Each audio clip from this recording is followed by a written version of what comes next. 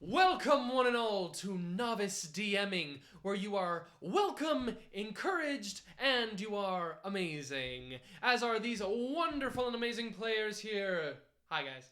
Hi.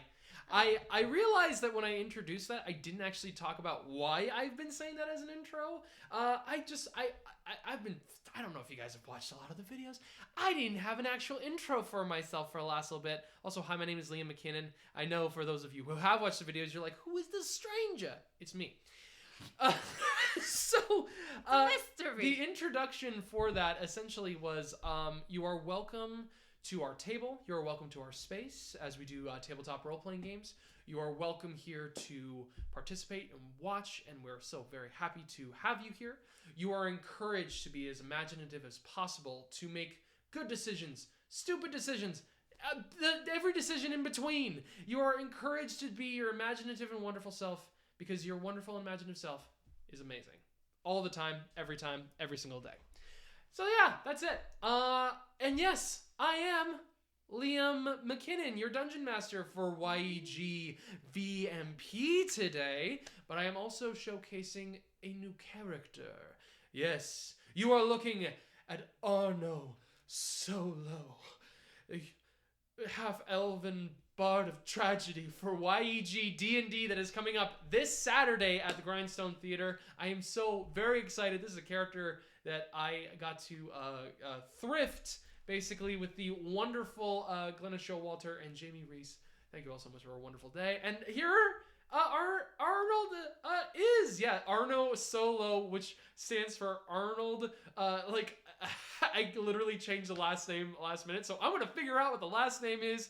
I guarantee you it's gonna be silly, because he's a half-elven, half-halfling, bard of tragedy, where the most tragic thing about him is his heart. Yes. My parents also are dead to me. Very good. Very good. Yes. But we're not here to play Relatable. YEG Dungeons and Dragons. We're here for Vampire the Masquerade. I literally don't have anything to announce except for the fact that I am doing... What are you doing there? The cable is stuck. Got you. I was like, what are you touching cables for? We're not allowed to touch anything technology-wise. If anybody touches anything, I explode. Like, I just explode. Like, yeah. If I see it again, Gut splatter. yep. You're gonna just see me go. And then it's got a shower, and It's in my contract that I made up in my brain. Yeah. I'm the only one who touches. I'm the only one who touches the technology. Apologies. No, you're fine to touch it. If it's stuck, please touch it. God knows I need help. Don't eat it. Is that your cord from home? Did you bring enough for everybody? It's a 10-foot cord. There should be enough. So I have nothing else to announce. Edmonton is happening right now. If you all want to come out and see it, please come out and see me, and I will scare you, because I'm very good at it.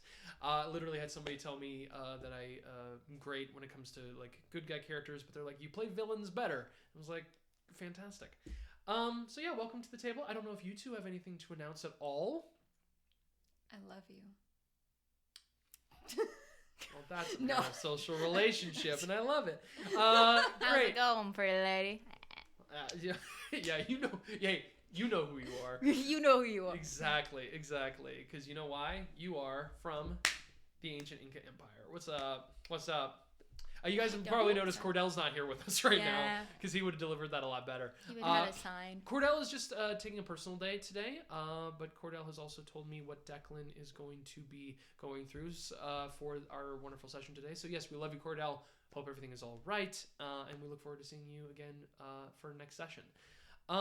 So yeah, with all that really being said, I really don't have anything more to ramble on. We are going to hopefully do a quicker session today, so we'll see how quick we are able to go through things, but that doesn't mean we're also going to be rushing through some great vampire shit. It's going to be great vampire shit happening. I don't know. I like speedruns. let's try our first ever speedrun tabletop role playing game. I'd love to see it. We all can speak really fast. If there's a moment where it's like, okay, we gotta pick it up, like let's try a speedrun. We'll see exactly what happens, and I'm certain y'all will love it.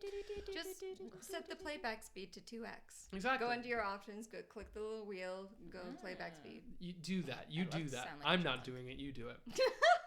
So with all that in mind, we are going to be diving in, and I want to ask for our wonderful vampires, for Penny and for Gertie, if you two have any desires that we want to establish for our session today. For Penny, she's been going through it lately, so her desire is just get her act together.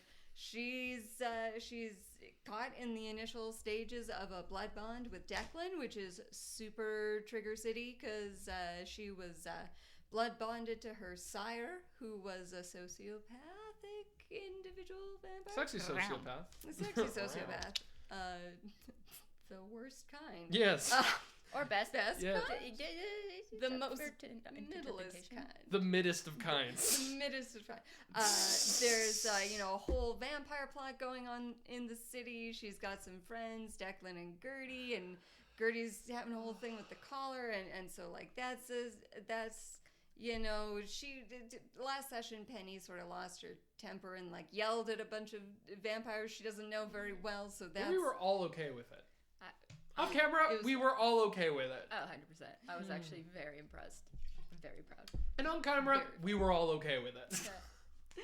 A couple sessions ago, just a small minor detail, not a huge thing going on in Penny's life or anything, but she's under a professional review for mishandling a client session.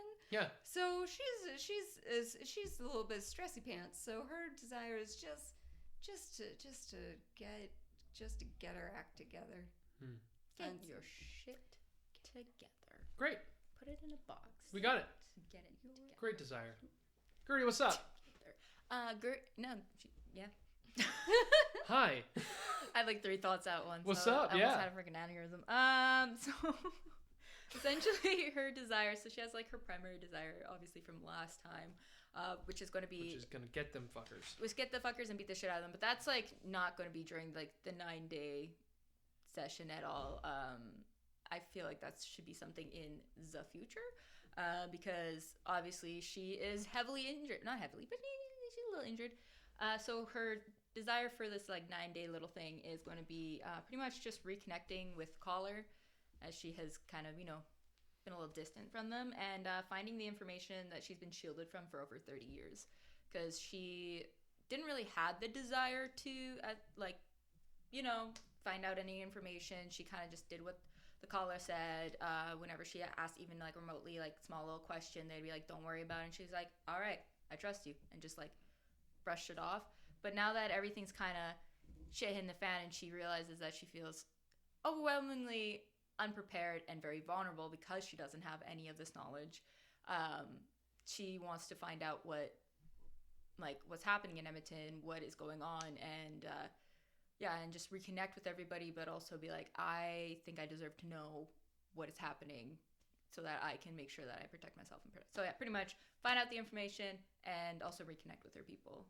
It's kind of like a 2-for-1. Yes. Yes. If any of you are wondering what Monika was talking about for the 9-day session exactly, that is something that we're going to be diving in and explaining to you all right now for our session today for yegVMP.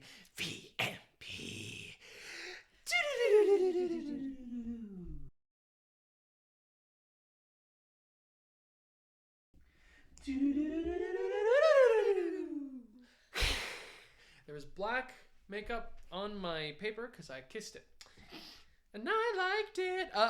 So when last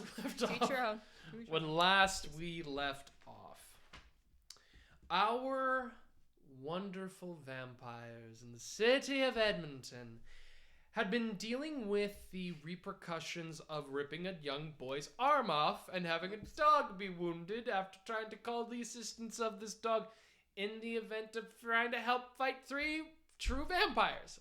Don't know who did that, but we don't know who did it, and we're gonna find them and hold them accountable. But essentially, through this, the vampires had worked to this young boy's name was Keith Martin. And Keith had been wounded and was currently missing, and we found out was buying silver with his friend and essentially his friend Lewis, and essentially they had been with somebody that was a member of this group called the White Rose. We didn't know exactly anything about this White Rose. All that we remember is that they attacked Gertie, it seemed, with like a bunch of like holy symbols. This led to when everybody had reconvened and talked about this after going to the Patricia Heights Animal Care Center to take care of the dog after Keith was taken to I believe it was the Royal Alex it was either the Royal Alex or it was the U of A hospital. I think that was the Royal Alex. I think it was the Royal Alex. Yeah, it was Royal Alex. Yeah, there we go. But yes, essentially what had happened was this animal was taken to the Patricia Heights and the members of the collar were contacted.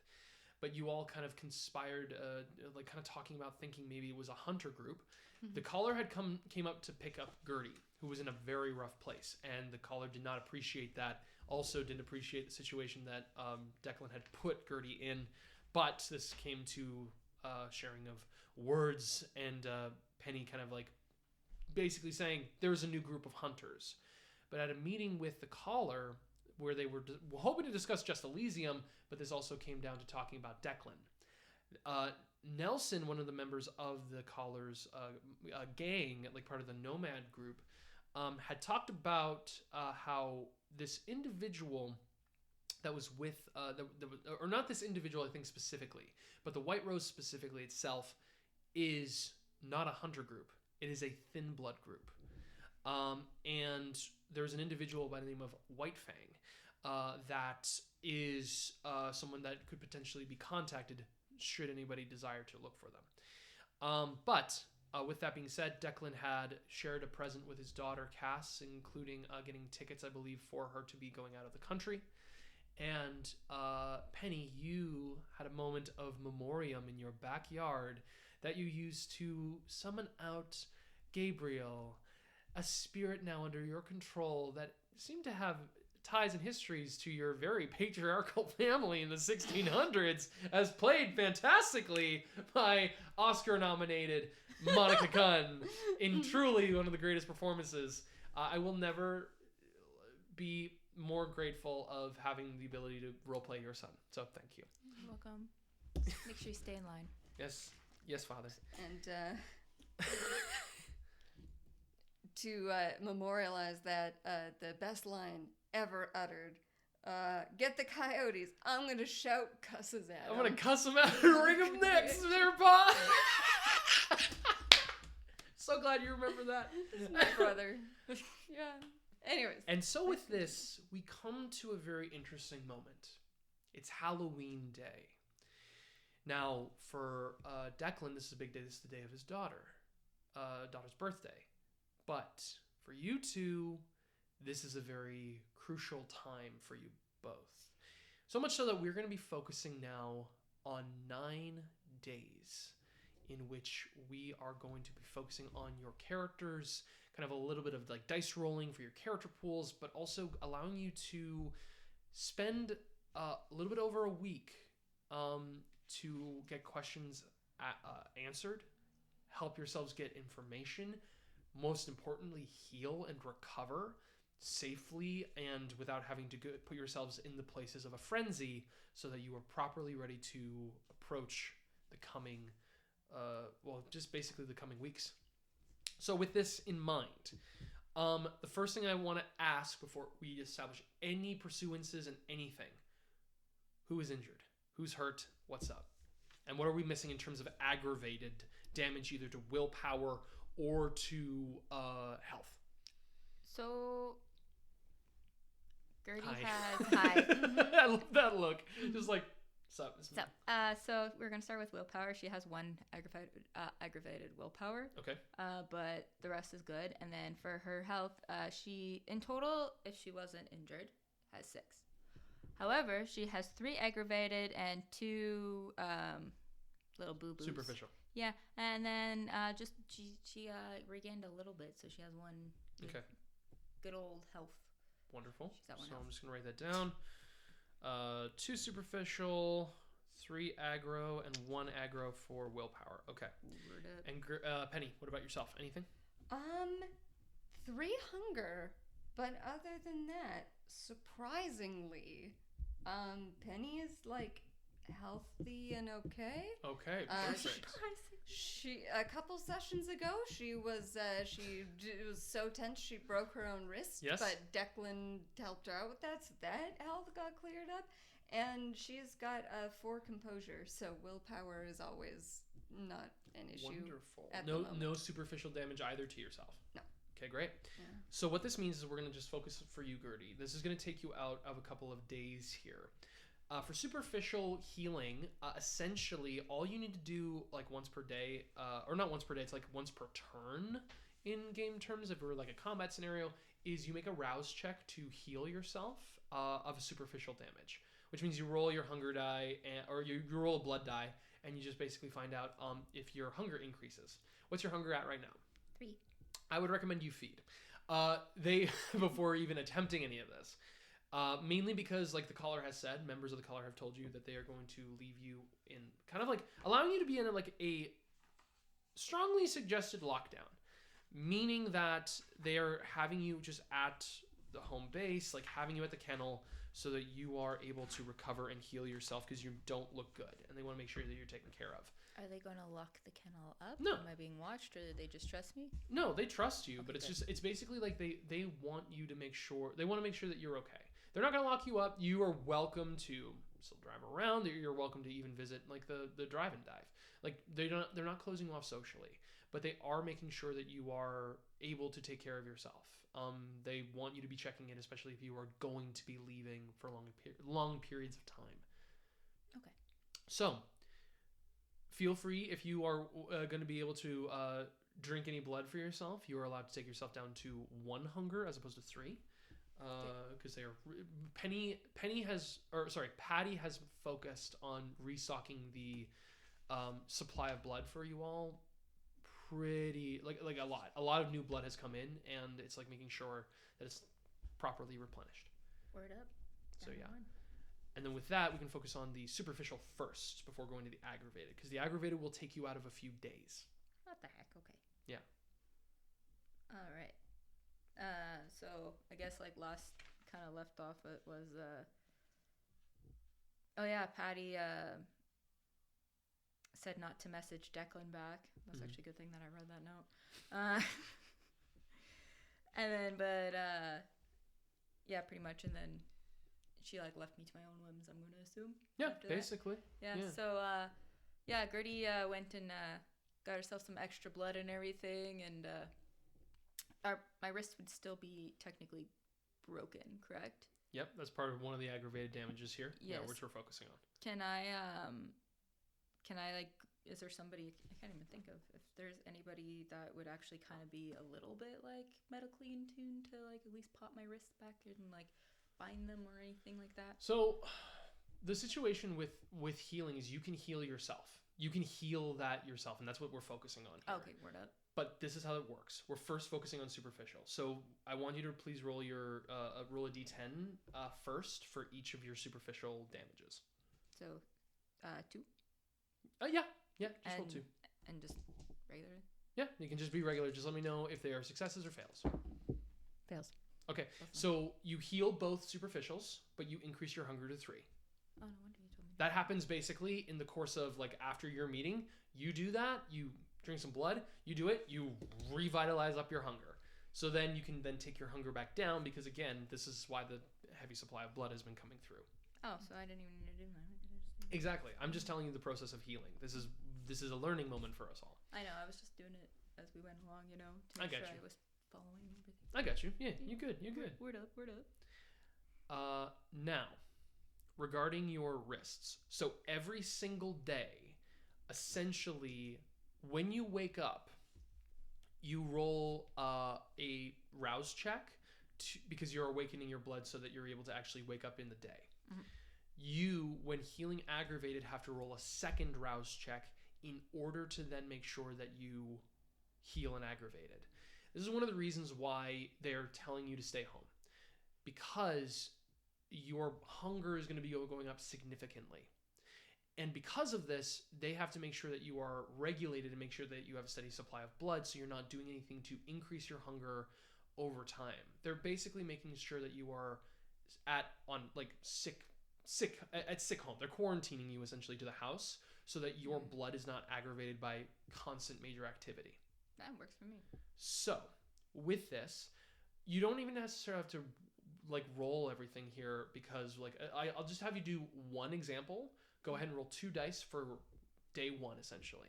Do I need this one or just my regular one? 2 regular ones basically. Word up. I'm not using these ones because they failed me. 1 success. Okay, so that means that in the first day of this, your hunger would go up to 2. And you would heal and aggravated, and you are awake to actually function. Oh. See what I mean? Yeah. Because if you have so much hunger that you like go up to 5, and your hunger cannot go any higher, and if you were fully wounded, you would go into torpor. Oh, right. And torpor, for a 6 humanity character, is 1 month of you asleep. Yeah, let's not do that. Yeah, so it's 3 days essentially to be focusing on this, as opposed to a month of you out of it. Gertie will behave. So, all that being said, we don't have to roll for the other ones if you are going to be staying at home and just kind of like giving yourself that rest. Yeah, pretty much. Just every time I'm awake, I'll just be hanging out with Price, watching TV, just chilling. Perfect. Yeah, Price is just like, just like you guys are flipping through. He's, checking out Ice Road Truckers.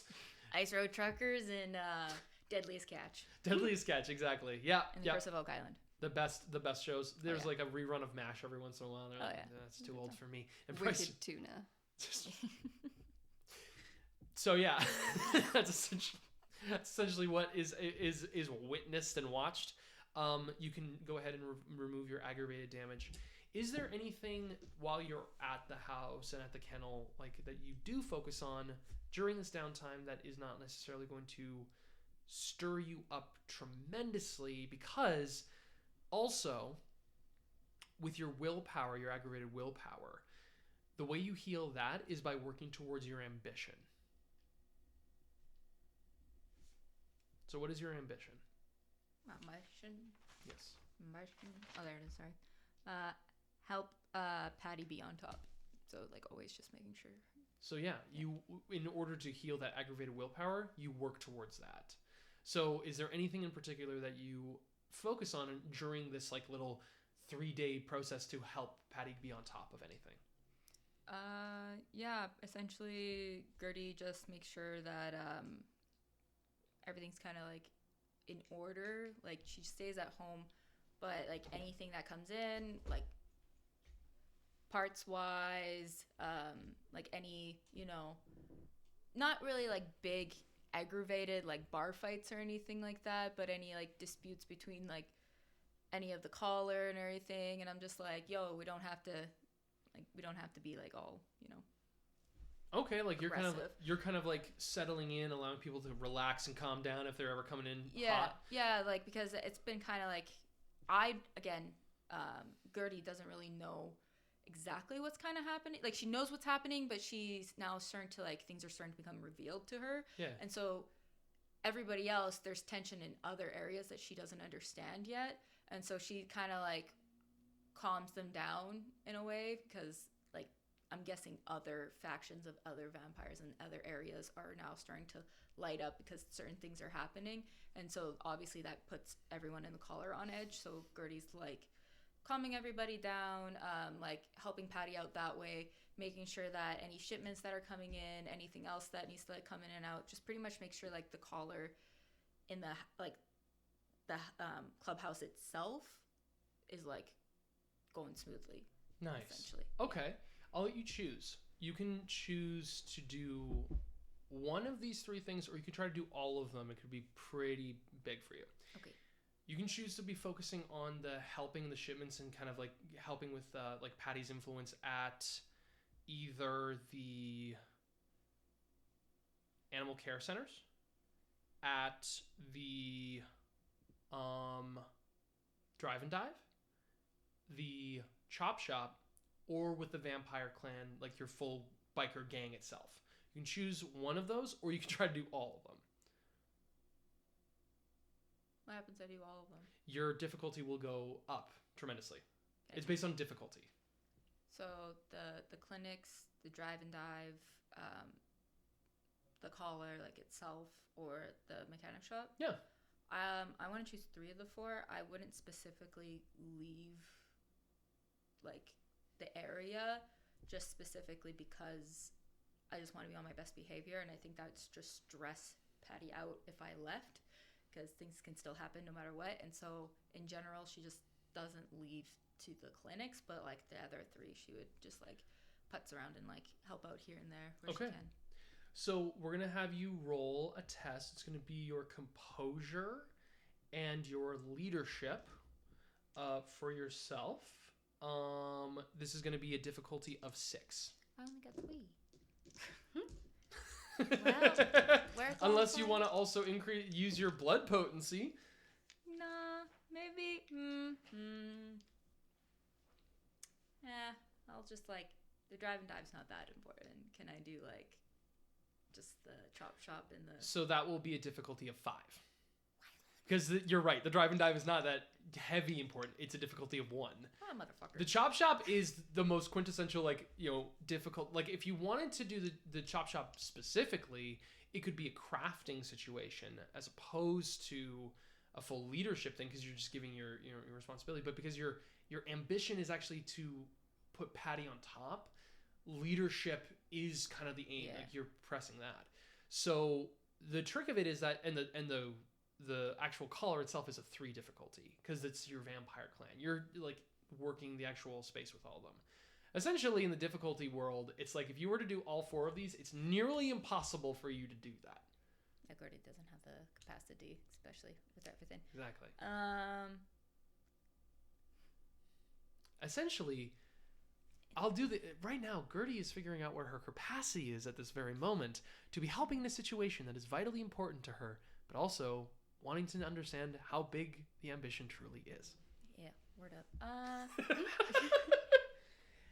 I actually I like mansplaining at the camera. I'm gonna swallow water and shut the fuck up. So I think scenario wise, she specifically would want to help at the chop shop and also like the call of the group itself. But can a scenario happen where she enters the chop shop and then she's turned away, being like, "Go home and rest," and then she's like, oh, "Fuck you too." So what happens is Marco's back. Fuck Marco. Marco is back. He's from being shot. Fuck that guy. And he's coming back and he's just like, all strapped up. He's like, Gertie, it's good to see you. Yeah, you too. I'm, you're not dead. No, I'm not. So what can I do for you? I was just thinking that I could help around the place a little bit, since This I'm... big square-jawed, chinned man standing strong, like kind of like dark brown skin, looks at you. He's got like a long beard, like a hospital beard that he's kind of like working to shave. He's got slicked back hair already, like it's like greasy, slicked back hair. Just like it looks like he's taken oil from the cars and kind of slicked it back. Like, and this is what he's all strapped, but he's just working already. Like that's what. Yeah. Hey, a ghoul of Patty's gonna be doing that. By now. Yeah, and I'm like. Yeah, I thought I could come by, help you out as you injured and... I look like I need help. You tell me.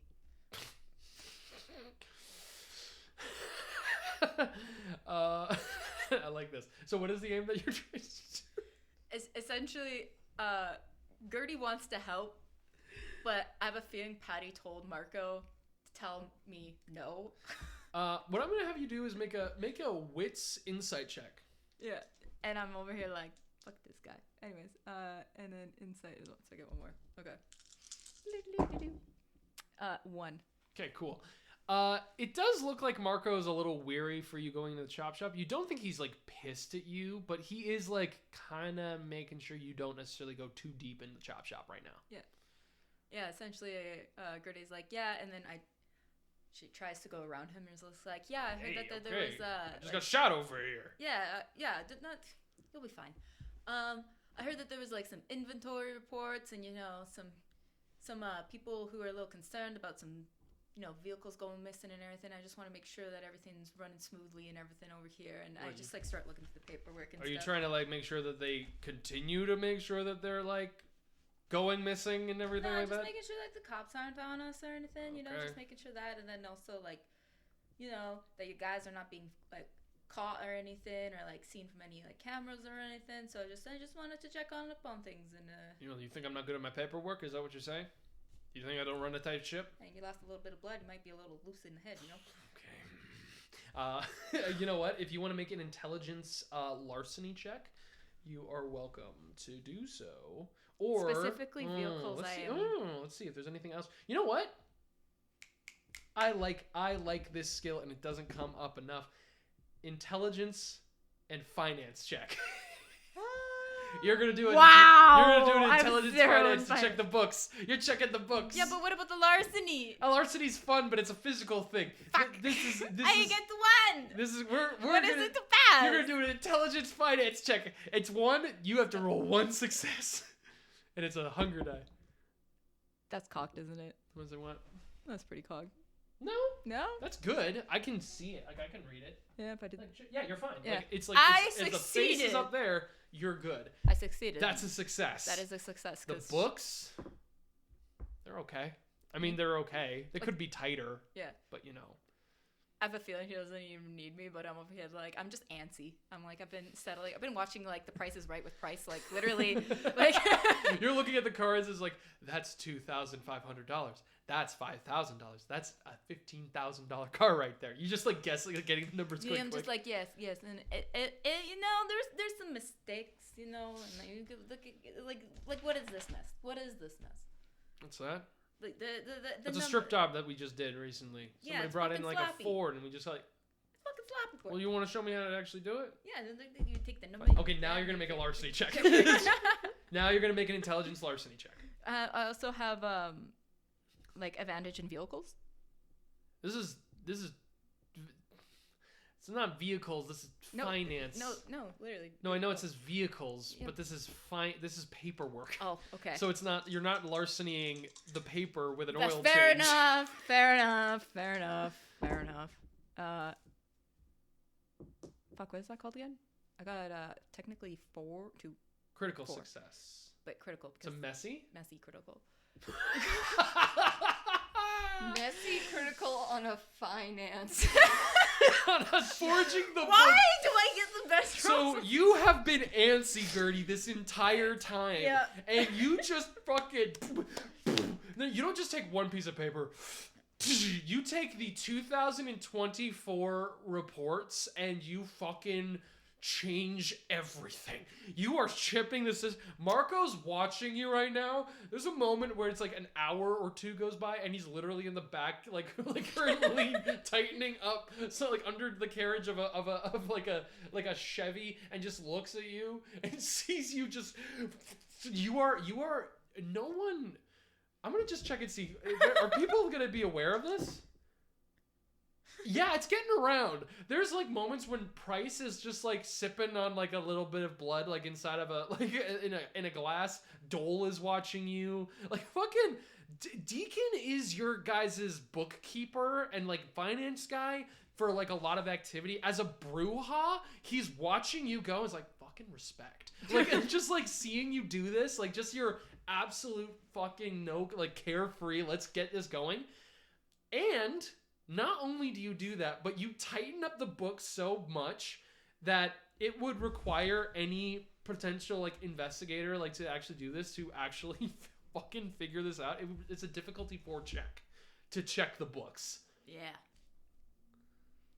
So congratulations, you get to heal your willpower because you've just worked to make Patty's empire all the more tight. larcenical. Yeah. Congratulations. And then I look at Marco. Yeah. Who the fuck stole this vehicle? Who stole this vehicle? This way. I like pick up one piece of paper. Which vehicle is that? The Then you fucking tell me what it says. It's your handwriting now. I used to write. What does it say? Do you not fucking can read? Can you read? Fucking say it. Okay. Say it to my face. It's a Ford F-150. You know how shit Ford parts are? Why the fuck are we stealing Ford? Just trying. Hey, listen. I wasn't around for a little bit. Okay. Yeah, no, this was 4 months ago. You were here 4 months ago, were you not? Do you fucking... I was. Did you lose all your memory through all the blood loss? Fucking kill you. Don't fucking say that shit to me. Yeah, okay, so what? We're not gonna be stealing Fords anymore. I'm sorry, okay? You fucking don't do that shit. No Fords? Okay, well that's gonna they're cheap parts. So we can get cheap parts on a Ford. You want me to take a Honda apart all the time? Honda would get better parts with better quality, and people are like, we have reoccurring customers. Ay. Oh my gosh, I wish I was shot in the fucking head. I can make that happen if you like. So congratulations, you heal willpower for yourself. And then I just Price is like some man trackers. Me? I could go for some man trackers. That That guy on his horse, he's fucking impeccable. He's great. I mean, love like, man I don't know. I like the other guy that he's with. Really? Yeah? Yeah. Yeah. He's not. Yeah, I don't know. He's, I like him. he's a little new. He's newer. He's got a little like, I don't know. I like him. I don't like him as much as the old guy. The old guy knows what he's doing, you know? I mean, the other guy's also old. Yeah, but he's like a different type of old. I feel like the other guy, he like could like touch the grass and be like, they went this way. Like I Yeah, it's like that kind of old. Yeah. Yeah. I get that grass old. Yeah, with the way of the I mean, world. we literally can't do that. Nelson can do that. Roman can do that. You know. Yeah. Like, it impresses me every time. I can't do that. Like when someone shows me dirt, I'm like, what the fuck, you know? So well, fucking figure it out. That's what you gotta do. As we like walk away, I'm like, freaking gangrels, let's go. We should figure that out ourselves. Yeah, right. I'm like animal creatures, right? You think that we would know because it's not. Now, Penny. Sorry, but Halloween day. You exist. Halloween day. This is when the letter comes in. This is when a notice comes in, and you are going to be having a review board, like actually come into a, I believe, last time I checked, I'm trying to remember if the review board for actual like therapists, like when it comes to actual kind of medical practitioners, if it's like scheduled in Calgary or if there is one set up in Edmonton. But either way, there is a call for you with a review board. You are welcome to be able to attend. You already have the means to be able to travel for yourself safely. But the review board, because I believe today is a... Oh, Liam, you're going to remember this. I believe that Halloween in 2014 was a Friday or Tuesday. Liam is going to guess and just say it's within the realm of possibility that you are able to travel to stay fine, and it will be basically one day of prep for yourself. Okay. I'm sorry if I got the calendar date wrong. I'm so low right now. Arno is so low right now. Anyway, Jesus, this is so much scarf. So you have one day of prep. Okay. Before being able to go to the board. What is it that you are going to do for yourself? So, Penny has had an interesting experience recently where she thought that she was contacting the spirit of Anna, who is Declan's departed wife.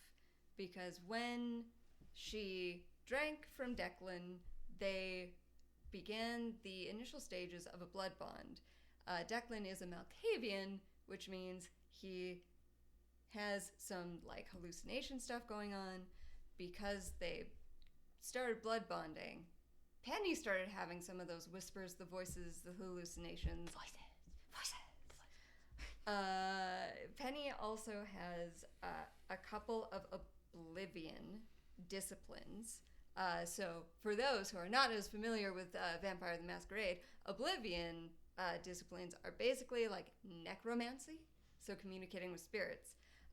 So Penny tried to do that because she believed that the whispers and the voices were coming from Declan's deceased wife, Anna. Unfortunately, Penny did not summon Anna and speak with her. She instead summoned a man named Gabriel, who was partially responsible for her death / turning into a vampire. He was a ghoul that her sire Sebastian used to gain info and basically set Constance, aka Penny, up to be accused of witchcraft so that Sebastian could turn her. In Cordell's great role-playing words, the words of Gabriel, as played by Cordell Bronze. Salvation comes from an unlikely source. An angel may look like a man. In reference to Sebastian. Well. But Looks like He we have definitely also Gabriel played by Sammy Silver. On top of this, I was just going to say that this is also because you had used trinkets from like a long lost traveler for yourself, and that invokes like what the energy of the spirit actually is brought to. Continue. So, Penny now has some Malkavian fuckery, for lack of better words, my apology, going on. She's hearing whispers. She's experiencing some, like, auditory hallucinations. She's got a fucking ghost. Our ghost pet. She has the ghost of a man who betrayed her. That's awesome. Hanging around. She is having a deeply terrible time. She's very, like, triggered around the blood bonding.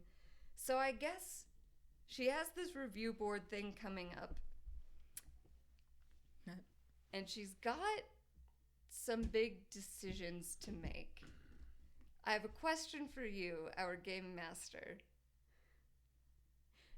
What's the temperament of this ghost currently? This man who calls himself Gabriel.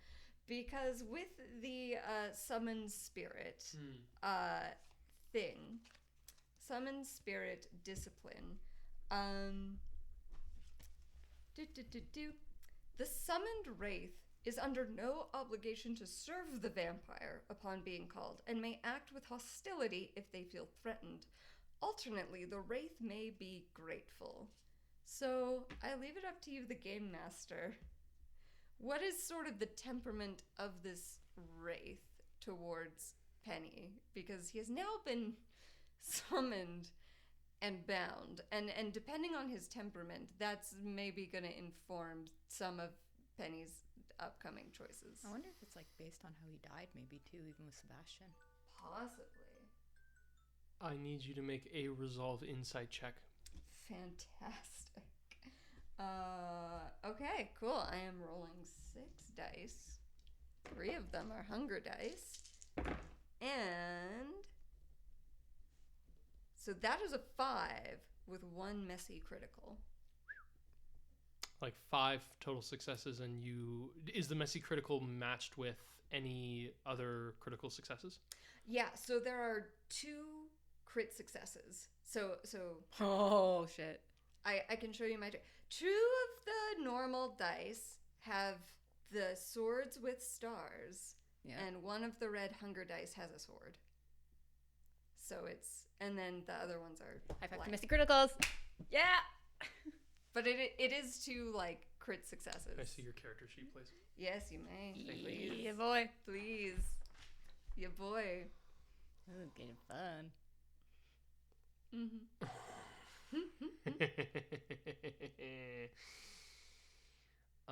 Qu'est-ce que c'est?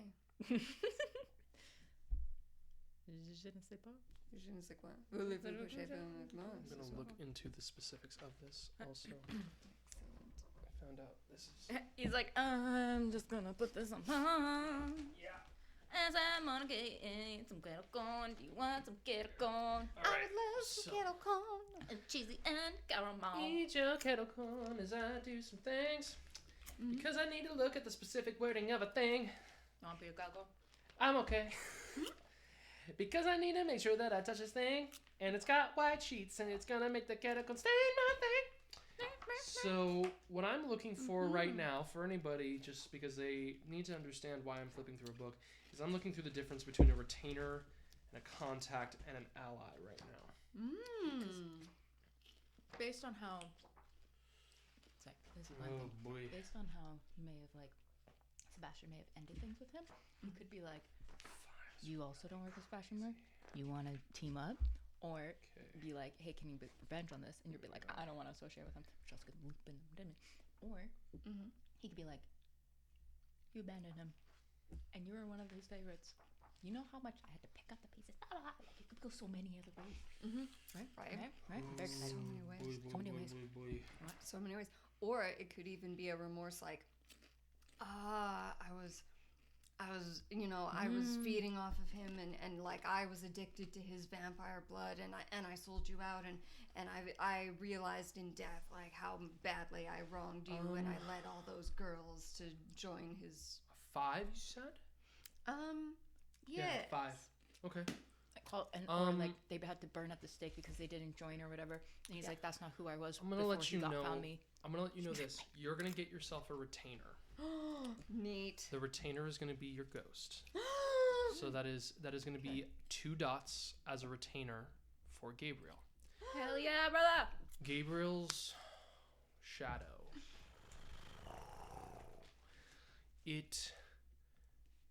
To say it stands before you would be false. It like flows from you and through you, and it is detached from you, but you can feel that connection. You look and examine it, and you see Gabriel's like face kind of peels through the shades. As you examine Gabriel, what do you say to him?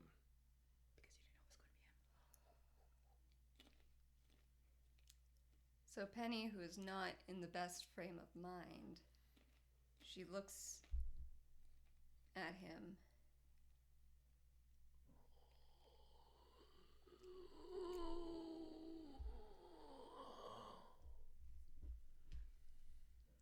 He used you. I asked. I didn't.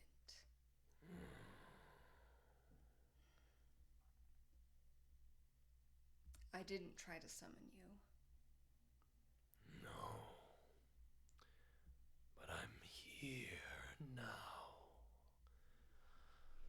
And I am glad of it. Why?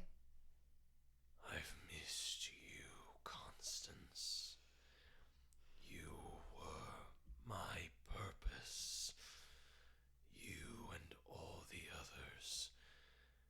And when I was released, he told me I had done good work.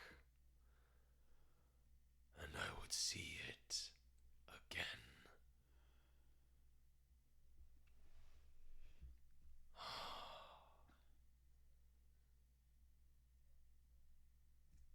Are you all right?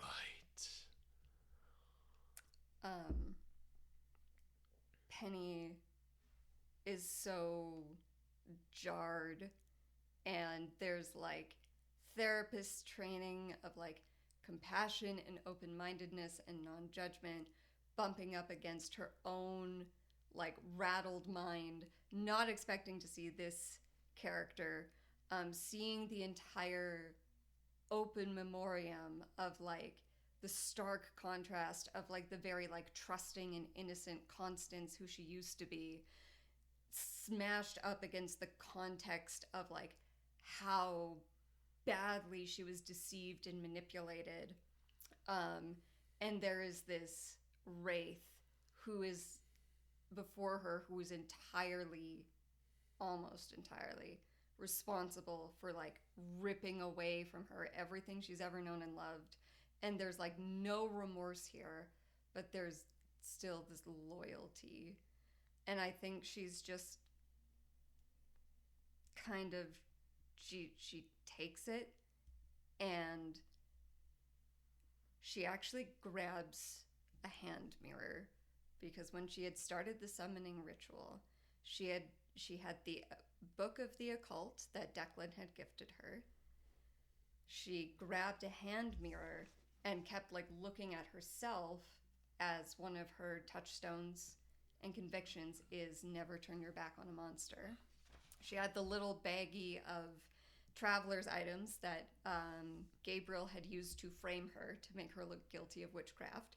So she would be imprisoned, and Sebastian could subsequently come in pretending to be a priest who could offer her salvation, and basically gave her the choice of burn at the stake under false accusations or join the vampires. And look how bad humans are.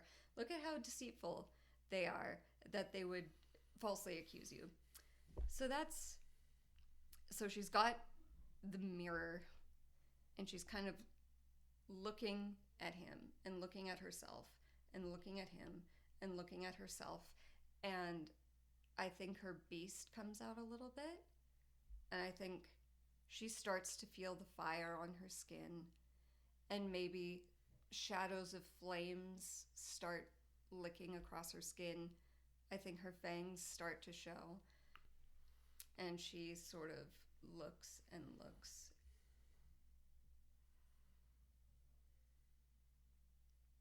And I think in that moment, she just shifts. And finally, believes and accepts that her human life is gone. That she is a monster, and never turning your back on him. Monster means not running from pain. And she sort of collapses internally.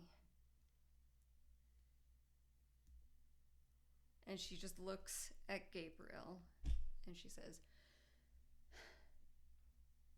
"Well, I'm in charge now, and we don't do things like that anymore. Not in that way. You're looking for purpose? Are you fascinated by monsters? Is that what drew you to Sebastian in the first place? Is that what called you back to me now, here on this day where the veil is the thinnest?" I was lost, Constance. The world was full, and I was not a part of it. And he told me we would clear it out to make room for me. And he never turned you. No. Why? I was made for something more. I was not made to be a part of the rabble. I was made to serve the great ones. I was made to serve the elders and those beyond. And in my service, I would serve when the world burned.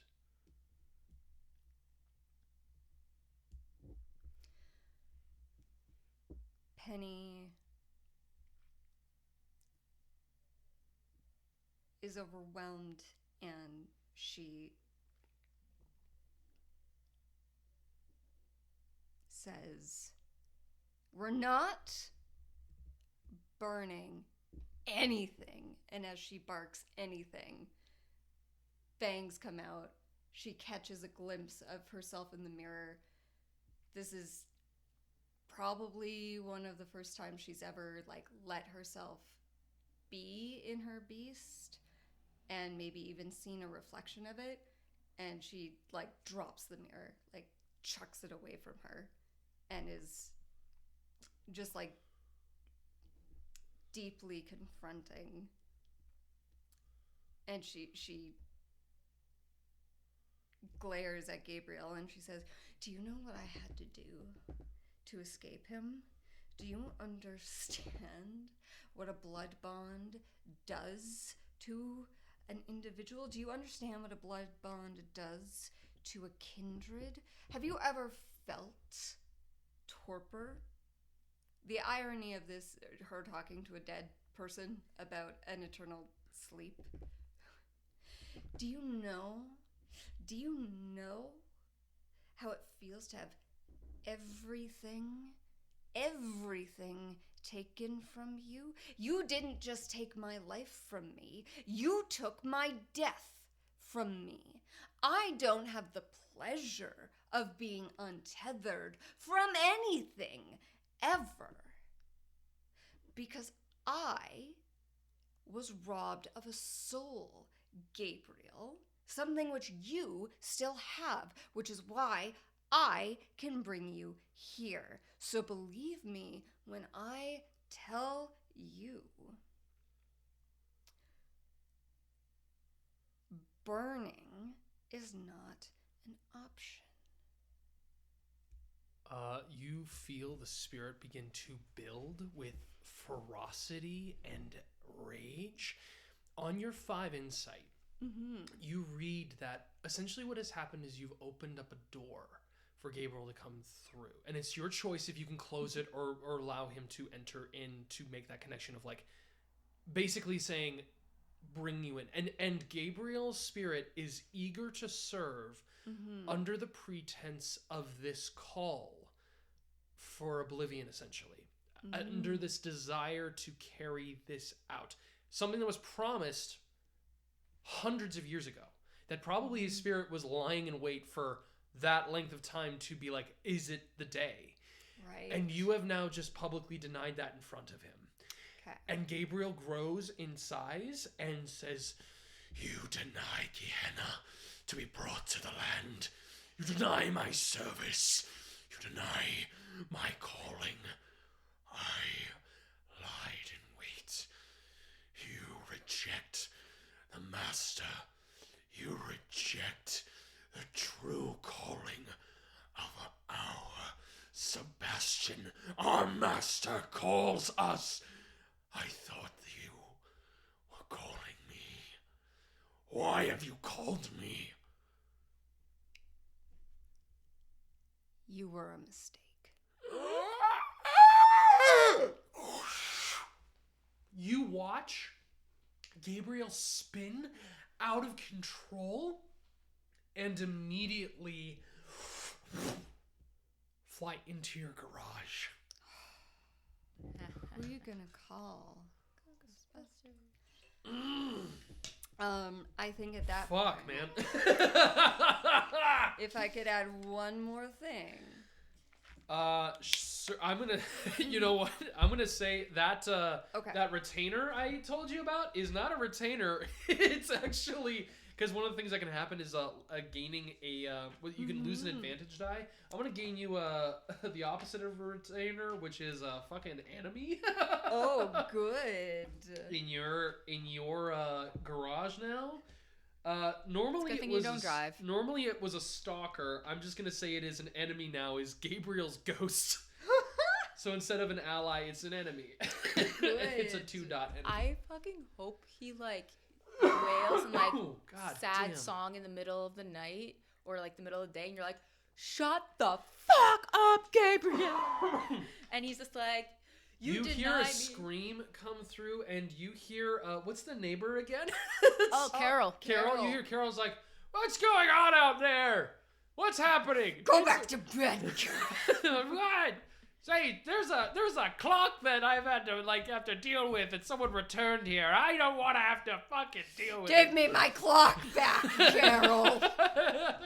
He freaks the fuck out, and he gives the clock back. He's just like, That's a strong ass old man. If you can, just not strong, a racist old man. yeah, that's fair. So yeah, they have fucking extra help or something. gets a trolley.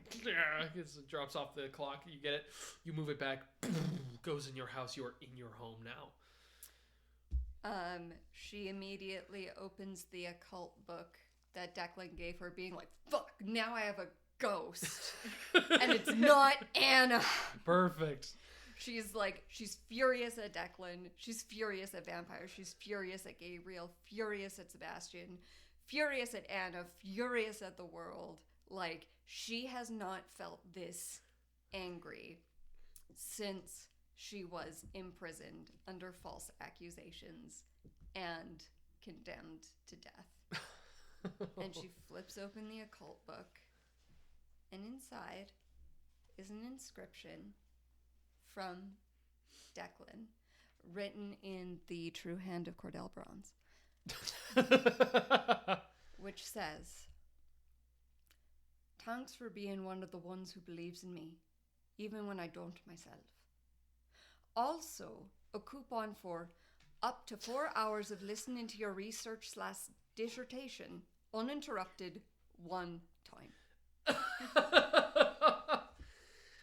And she reads that inscription. And where there was fire before, now there's ice. And the world stops.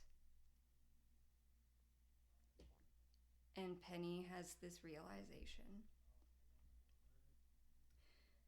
that Declan is not Sebastian. They are not the same. And she is not the same. She is not a scared 18-year-old girl who can be manipulated anymore.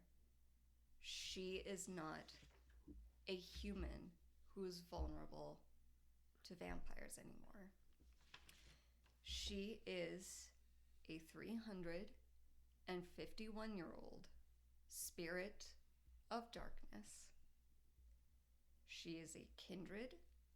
She is a vampire who needs to feed on humans to survive. She has lost her chance to be a normal person. And there's nothing she can do to change that. And she takes the hand mirror and she looks at herself. And her fangs protrude and retract and protrude and retract. And she looks at her hands and how they haven't aged. And she looks at her house and she looks at her clock and she reads the inscription in the book again and sits there in the silence and lets it all be real. Actually, for the very first time.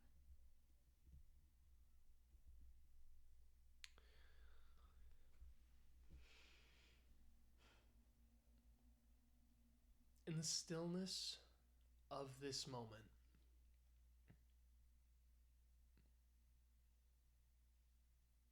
calling upon a power that was and really did belong to Sebastian. I ask you this to know, is there a drive or desire furthering for yourself, to further your understanding and to deepen your abilities and capabilities in Oblivion? Just so I'm aware as well in terms of your trajectory as accepting your, as you had said, being a creature of darkness and being a true kindred. I think so. I think there's a bit of a shift because up until now, the way that Constance has been functioning is really the survival mode, the desperation of not being burned at the stake, the fear, salvation sometimes looks like a man. This is a holy man who's been sent to like save me from the bad, wicked humans who have poor judgment and who are stupid and who are scared and don't do things right, and the hate that Sebastian was able to prey on and manipulate in order to, have Penny working for him all those centuries and bonded to him. The fear and the desperation of needing to get away from Sebastian, of needing to get out of going into torpor for 50 years? Yeah. Being in torpor for 50 years, reconstructing an entire new identity, a new human identity.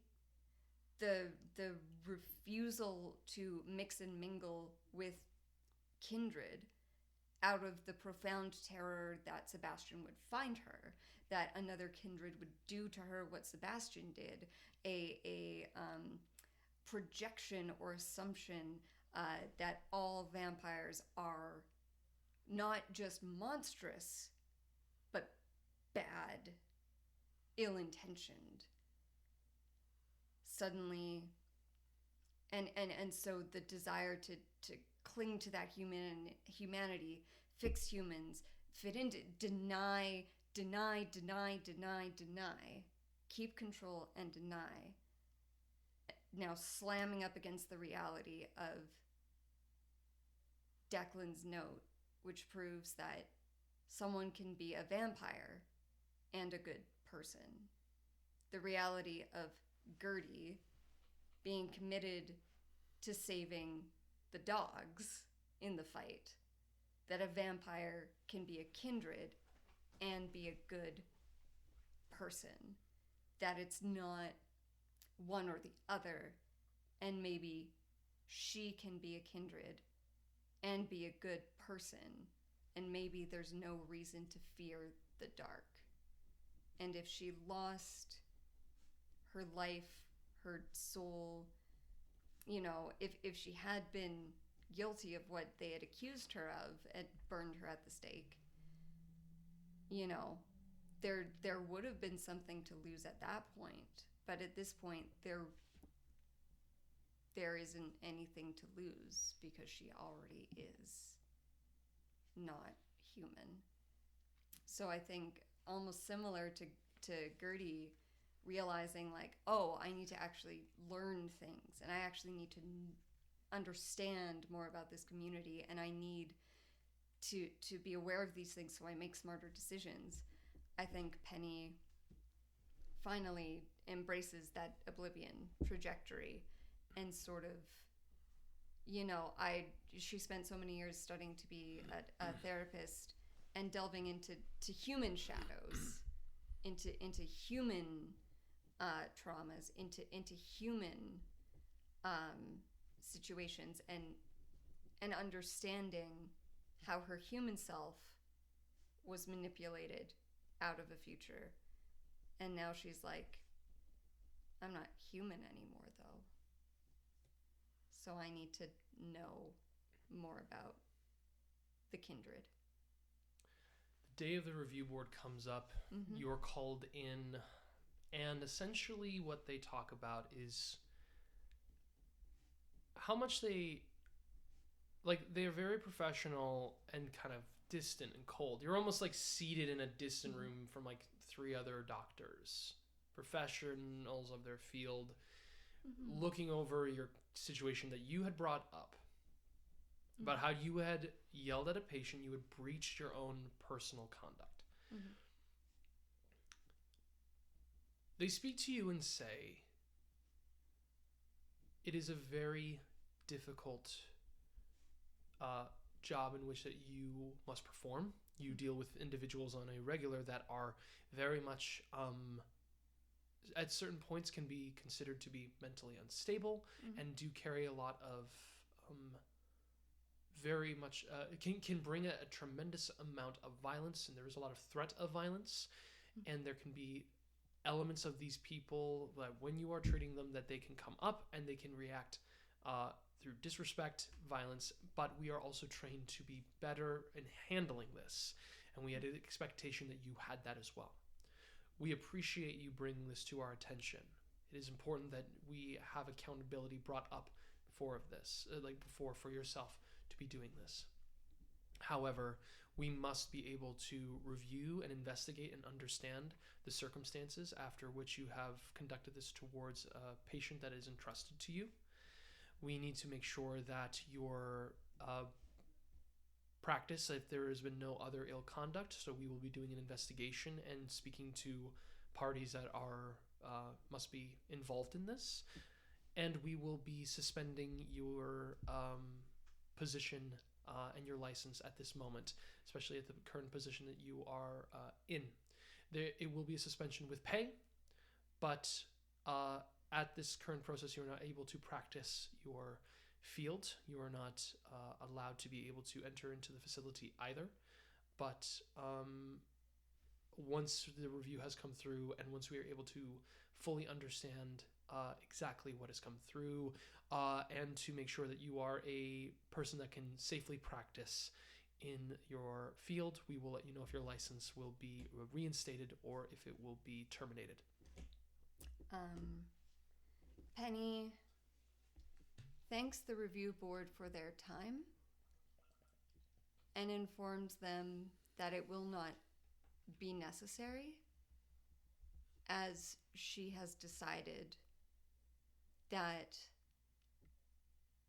she will be retiring from the field of psychotherapy. She believes that she has made tremendous strides with many of her clients, and she is very proud of the work she has done thus far, especially with certain clients. In the files, they'll find names like Roger Bailey. But at this point, after much personal reflection and self-examination, it's become abundantly clear that her dedication to the profession has started to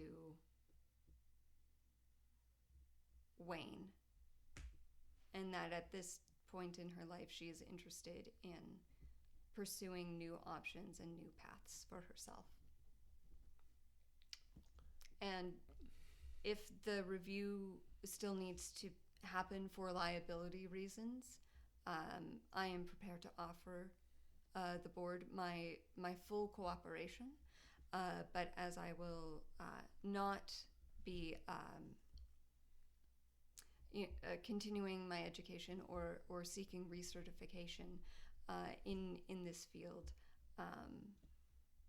I should not like to waste any more time than will already be required. There's a kind of a shock, a stunned shock from the board. They thank you for your honesty. And you are welcome to go to the clinic if you would like to remove your personal effects.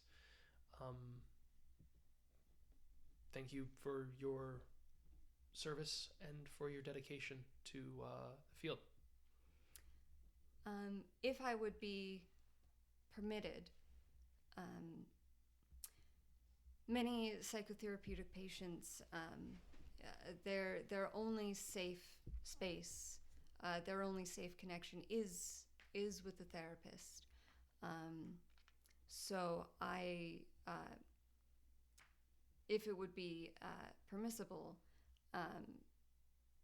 if I may just write a few letters to certain clients to help provide closure, or if there are certain clients who would like closure with me and would like to have a final session with like a final supervised session with a mentor or other member of the board, I would like to request that for my longtime patients, more for their psychological safety than my own desire to continue to have influence where the board feels it would be appropriate.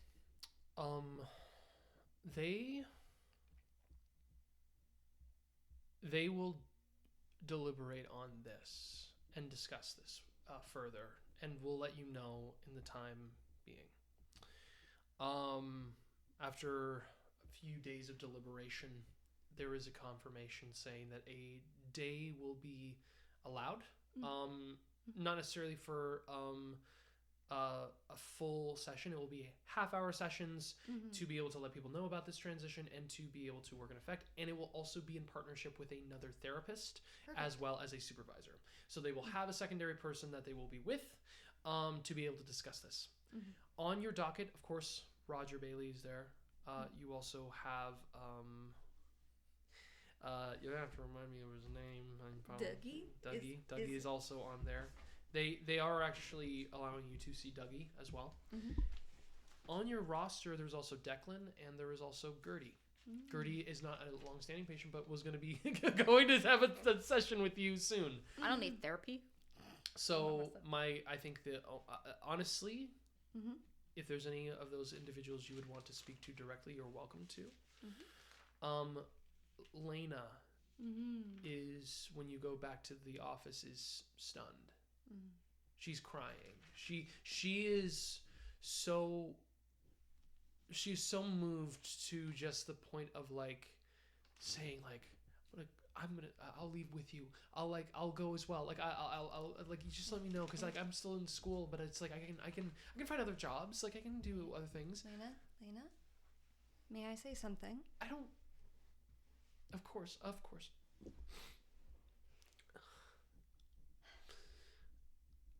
I know that this is hard for you, and I know that this is very sudden.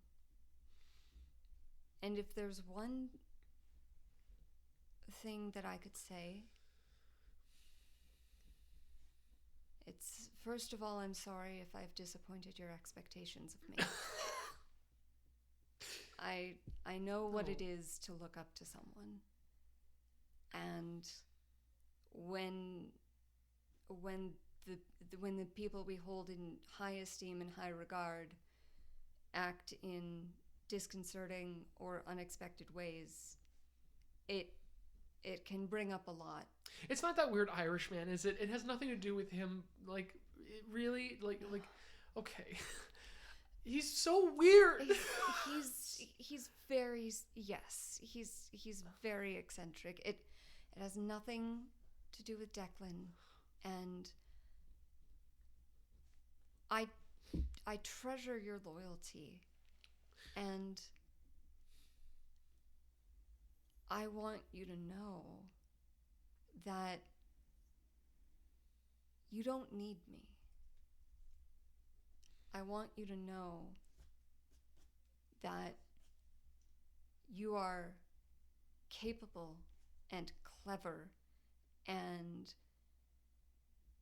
you have always worked with the utmost professionalism, and I truly value the time we got to spend together, working together.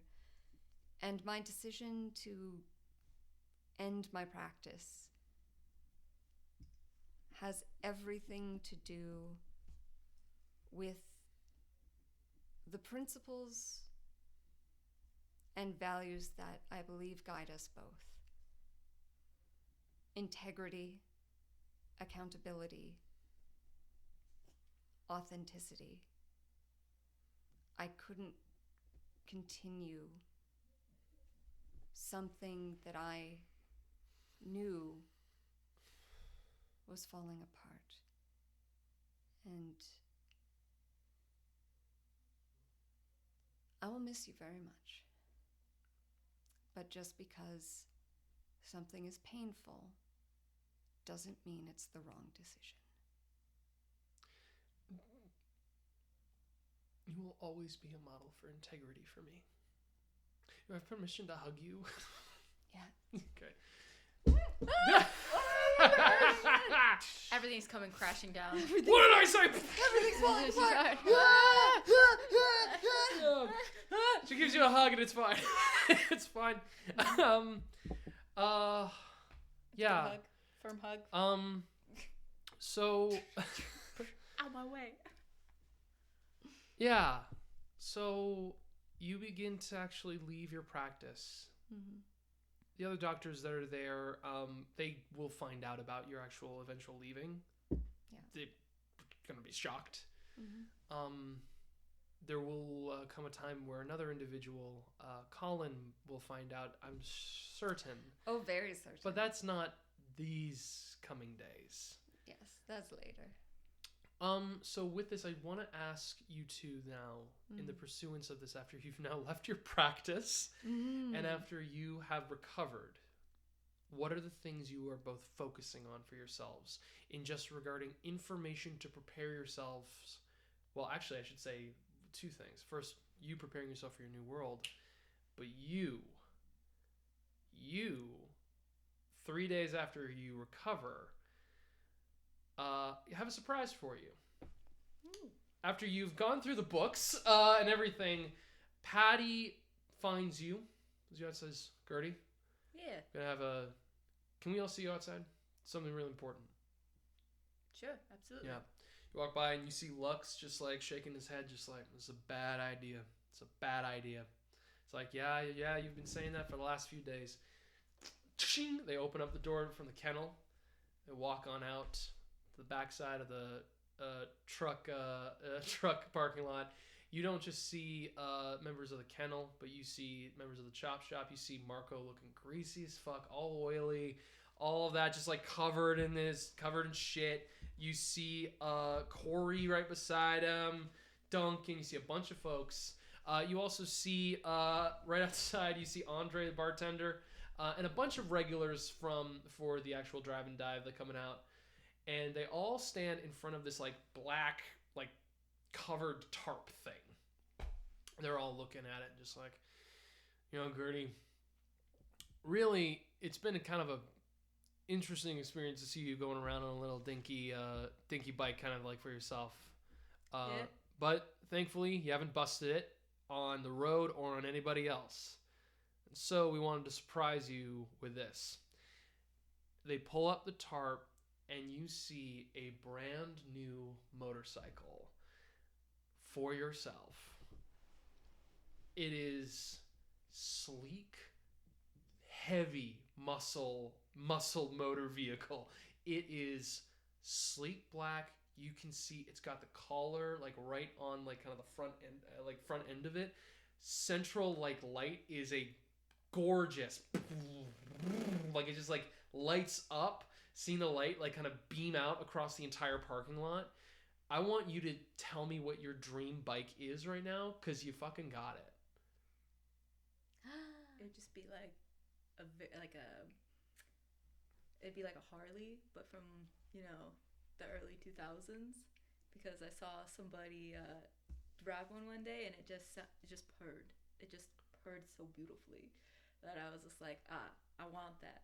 And I'd always try to like recreate it, but I just never fucking could. And it cost a lot of money. I don't remember how the specifics, but it does cost pretty fucking penny. So well, thanks for mixing up the books now. It doesn't seem to be a problem for them to be able to hide there's exactly extra the money parts now. that they I'm actually just got. Do you want to stir it up? Fucking definitely want to start it up. I'd be like, no fucking way. Seriously? Mine. I go up to Lex. Mine. Yeah, yours. Pamela's like, yeah, buddy, all right. I'm not happy with it, but And I do this for the keys.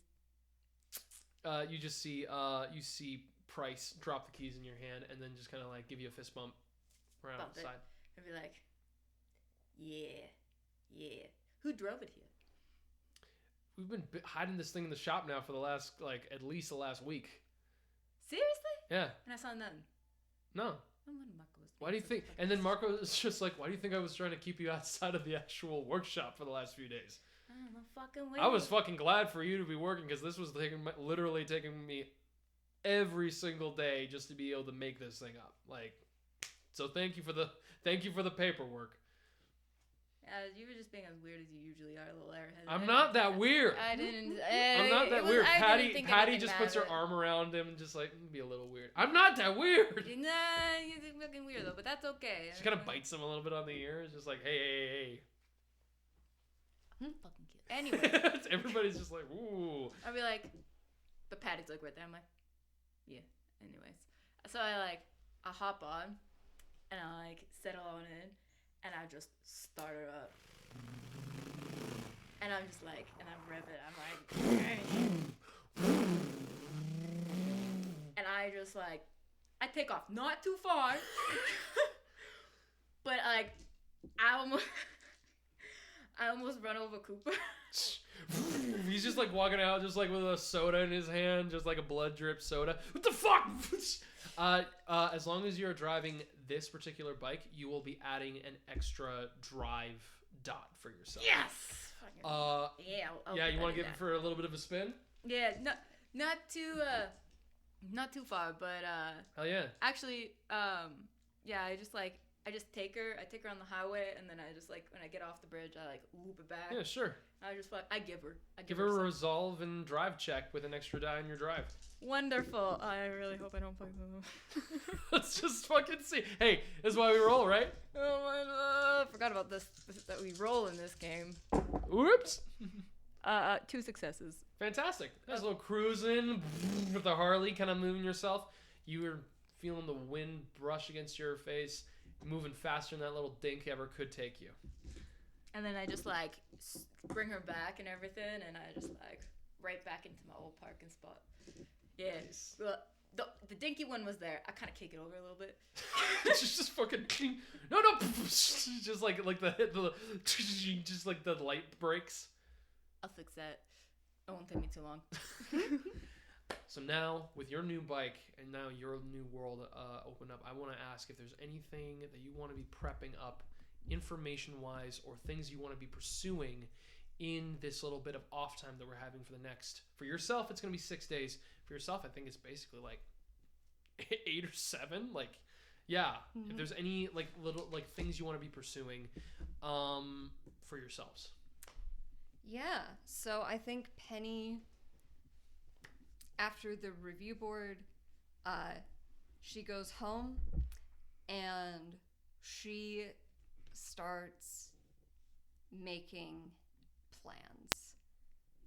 The fact that she now is not diverting like 90% of her mental capacity and energy into suppressing things and denying things and trying so desperately hard to be human. Now that like whole bit has integrated, she just it's basically like thumbtacks and strings. She goes into like all different kinds of plans. She doesn't like have whiteboards, but she has like paper pads. She has like a whole bunch of like separate notebooks, and one notebook is like how to money. 1.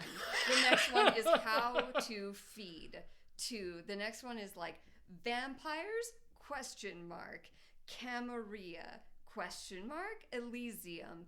How to market self to vampires. Do vampires have money ? What is vampires have money ? Vampires have money ? Safe. There's a whole like notebook, like one of those like Hilroy like coil binders, 100 pages, and it's just like all her brainstorming ideas of like good allies ? Ghost Gabriel, what the fuck? Go to Elysium, find someone to teach Oblivion ? Exorcists, hunters, team up with like it's just all her brainstorming being like Declan and Penny co-investigators ? Supernatural therapy ? An ex-cop and a therapist going around actually giving people when they get the call of just like, hey, we have a therapist on standby. Now, they aren't licensed, but right, like not like, but even just like she's like, that's fucking great. Is Elysium Camarilla territory only? Like, could she set up shop in Elysium? Oh my god. Like, and be a vampire therapist, like a vampire's only therapist. Like, how to, like the way she was protecting herself from Kindred previously was warding runes and have no connection with Kindred. Don't get involved. Pretend to not be a vampire.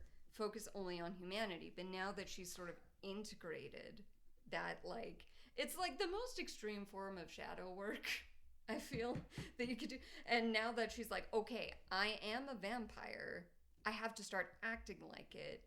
And I think the blood bond with Declan was a major catalyst of that, because she's like, the reason it got so bad is because I was denying the fact that I need to feed. Mm-hmm. And so it just got worse and worse, and she didn't take that need seriously enough, and it resulted in her getting into a disempowered position where she was deeply triggered, and also she now has the consequence of she summoned a ghost who fucking hates her.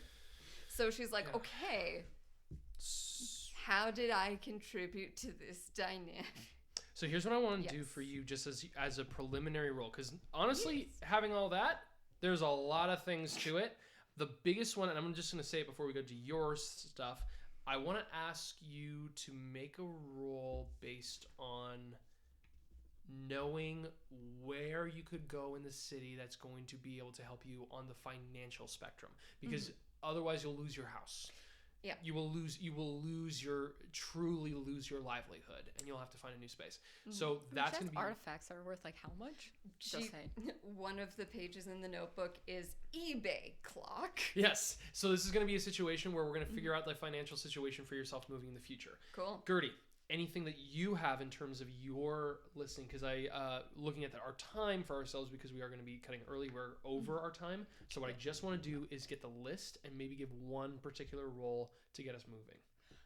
So obviously I feel like the conversation with Patty and everything is going to be just a little bit longer and heavier, but there is one specific thing that Gertie really, really wants to do, and is to find that one dog that helped out, that I said that I would bring back. I would like really make sure that the reward was worth it, and also to check up on the status of the other dog, because I also want to adopt that dog as well, to be at the drive and dive.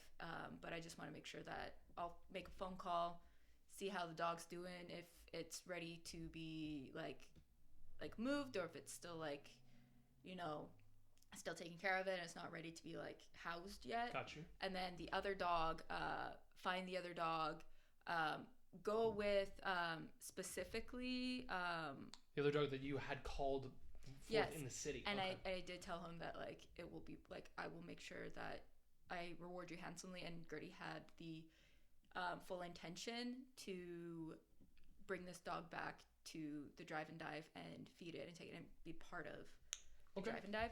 Got you. That one, by the way, I wrote like what the dogs look like.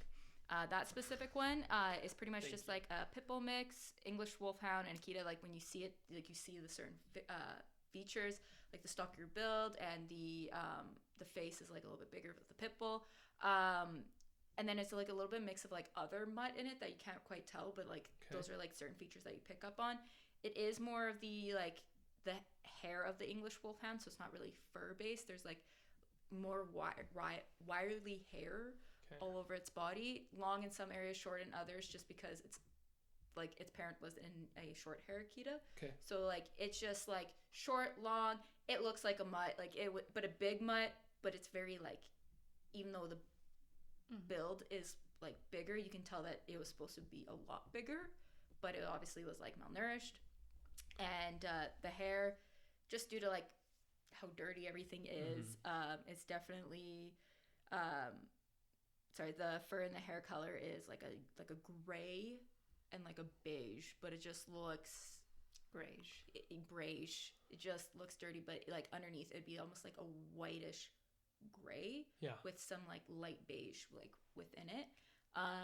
Obviously I'd first bring that dog to the vet to get an appointment, so I'd make an appointment, get this dog dewormed, all that good stuff. Of course. Is essentially what I want to do for this dog. Call it, find it.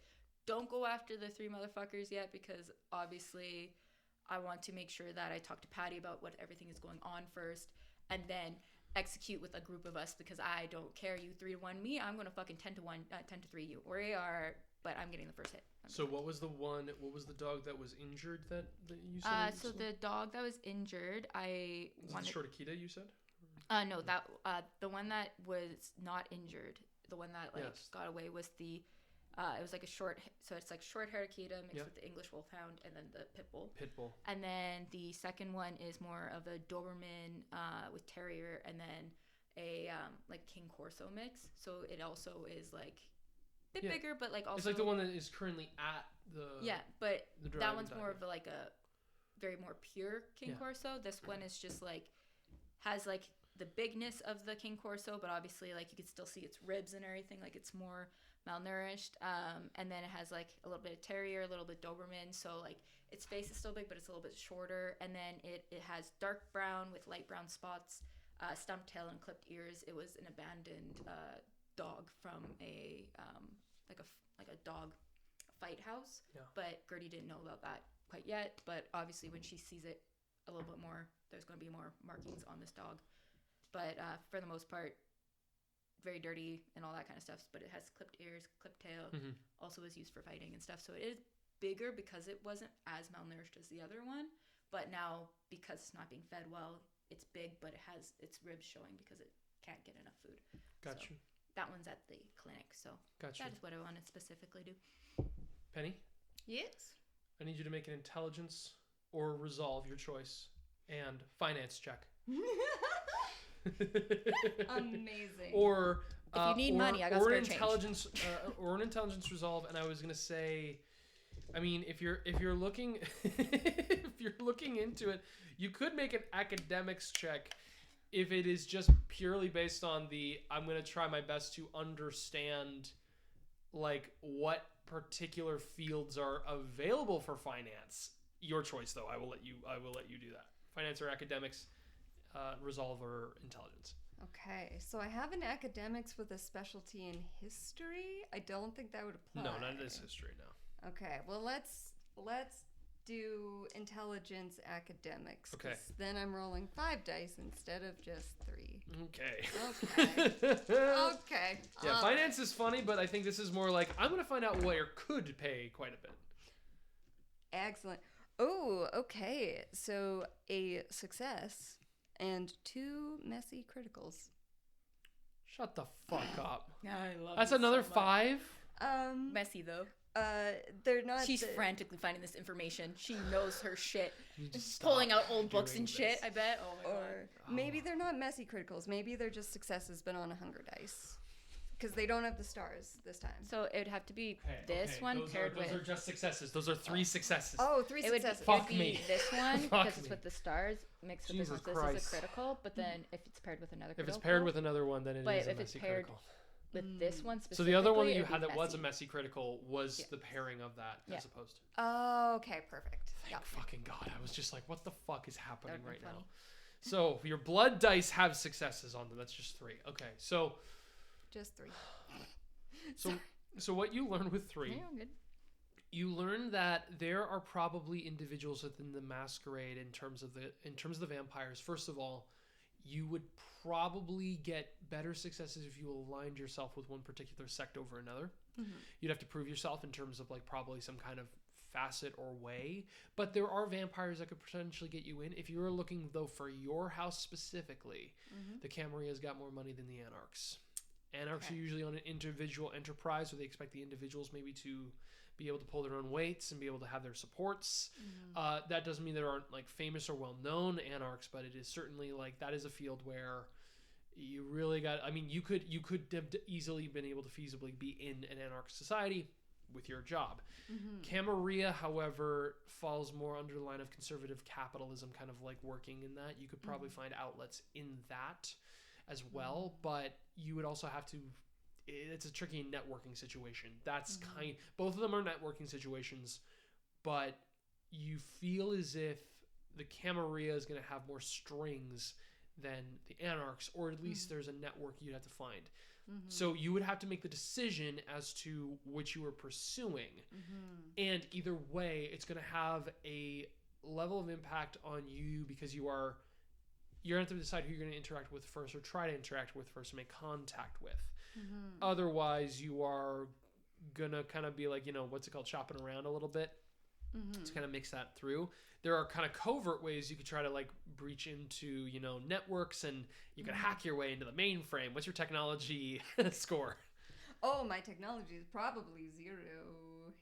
It's 0. So that's probably not an option. Yeah, you can link into the mainframe of what is going on. Look at the newspapers. Yeah. I'm in. But there are, I would say, with an academics and intelligence of that, you could, if you go downtown, you'd probably be able to find some folks. either way, on either side. It's not just you go downtown and maybe up north to find some stuff. Yeah. Sorry, all I thought of was you in the middle of the night, with like a long coat, and be like, "You want to buy some watches?" You have said that you've been to Elysium before. There are maybe some ways that if you wanted to fast track yourself, but you're gonna have to make some attention, kind of the same way that Gertie had made the attention to Leonidas before. Right. So that's kind of the goal. I'll give you that kind of scope and spectrum for yourself and allow you to do some research. Okay. Gertie, Cool. I need you to make a. I'm gonna let you make a animal ken and resolve check. Okay, so that would be solve is 3, animal ken is 4. Yeah. Do you have any skills with your gangrelness that you could do as well? Anything on that to like find or attract animals? Oh, well, I did still have like the feral whispers and stuff like that. So Right. I can make communication with animals. So I like know the area where this dog is. Yeah. So I mean, that's specifically, if but- you wanted to activate that, that would turn the challenge rating basically. I think I think it was going to basically be a 4 to a 2 to find the specific dog. Yeah, it would basically it would be a rouse check, and it's like a manipulation animalism. Symbol communication requires no dice pool. Yeah. Oh, actually, persuading an animal to perform a service. Oh, this is the idea of having a bird keep an eye out. So this is the idea of having an animal be called and doing a service for you. To summon it, I mean, it doesn't know what service I'm going to ask it. right, exactly. So I could just summon it and be like, "Yo, But this is two-way communication. This is you talking and persuading the dog. So this comes to when you find the dog. Do you have something to find the dog? Well, usually, like how I said it last time, is I would come with food and I'd have my specific whistle, and that's how I summoned them last time. Was I had the specific whistle that I had. Okay. Food. So it will be 2 successes still with the intention of using feral whispers. It will have a rouse check as well, but yeah, go ahead. 1. You want to use any willpower? Yes, absolutely. Because look at that, I literally got 1 out of all of those. That's rough. How the fuck That did is I do rough. that? That is rough. And then with willpower, I can Reroll up to 3. 3. Okay, yeah. Regular dice, not blood. That's some fucking bullshit. That's what that is. 2. Fantastic. Success. That's all I need in total. Calling out your using your whistle, being able to find this dog. You find the first of all the mutt Acadia pit bull that you had seen before. It looks rough being out in the streets, but yeah, if you want to make a rouse check, you are welcome to communicate with this dog. I was gonna say, is there any like advantage if I had meat with me? Just simply roll. 1. Okay, yeah. You succeeded? Yeah. You don't increase your hunger as you communicate with this dog with wonderful. foul whispers or feral whispers. And I'd be like, "Here, boy. Hi. Hi. Hi. So I'm back. Hello. Hello. I got a little bit of steak here for you. Ooh. Right? And I'm like, do you want to go in somewhere where there's more steak, less dog fights, a little like maybe a warm bed? Yes. And maybe where you feel a little itchy right now. I feel so itchy. I know. I'd like. I can take care of that for you. Okay. You see immediately like that steak passes through the dog and it just relieves itself immediately, like shits right on the street. And I'm like, yeah. So I have my 2 buddies with me today. This is Roman. Roman's just there. Because literally Patty's like, you're not leaving to go down to downtown by yourself again. I'm like, and this is Price. Oh, there's a cute little guy. Look at the cute little guy. I don't know about this. Gertie, I don't know about this. And so I got you a little sidecar to go right next to my Harley. We're going to take You get a little... sidecar for the Harley? Fuck yes. Because I do it for my dogs. Sometimes I go with my dogs. It goes right into the sidecar? And I'm like, I got some goggles. I know it's going to be uncomfortable. You're not used to them. They're just to go on your eyes so that your eyes don't get hurt. And so like I put them on. Don't worry. I give them a treat. Put your paws down. Put your paws down. Good boy. Look at him. Isn't he? Look at that smile. Look at Roman. Okay, this is a bad idea. No, this is good. This is cute. Okay, I like this. And I'm just like, I made like some the goggles, this is appointments. And it's going to be at the same vet place that the other dog is at. Give me like 30 seconds. It was the Patricia Heights. We're going to the Patricia Heights. I don't know where that is. And we're going to get you all cleaned up and stuff like that. And get you, yeah. Like a bath? No, not yet. Not quite. I want a bath. You know? So cute. And I'm over here. So they're going to get you, like, your nails are going to be clean. You're not going to feel itchy anymore. They'll clip my nails? I'm going to, they're still going to be long. Where's that card? Still going to be nice and long. I need you to make a resolve plus animalism. Oh no, this is sense the beast. This is what I was talking about. Sense the beast. This isn't your card. What's the other card? Oh, Feral Whispers? Yeah, sense the beast is what I was talking about. I grabbed the wrong one. Yeah, I need you to make a manipulation animalism check against this. Against I'm gonna say 2. Manipulation animalism test to cut this dog's nails. Animalism. Oh, 2. Yeah. 2. Okay, so that's 2, and then that's I another. don't know if I want to get my nails cut. Well, not right away, buddy. Not I don't right know if away. I want it. That's a messy critical. I'm not even fucking kidding. Did you get it? I fucking that's a messy crit. You can re-roll that die. If you want to use willpower, you can re-roll it so it turns into a regular success. Critical would be to get this dog to the. I mean, it's letting your beast come out to succeed in getting this dog to go get its nails cut. I think you'd trim them yourself. That's fine with me, but I want to get him. I want to get him dewormed and yeah. So what happens at this moment is, Gertie, you go, hey, you know what? I get it. Nails can be scary. Let me help you. You grab this dog's paws and just you start biting the nails like clean. The dog's like, whoa.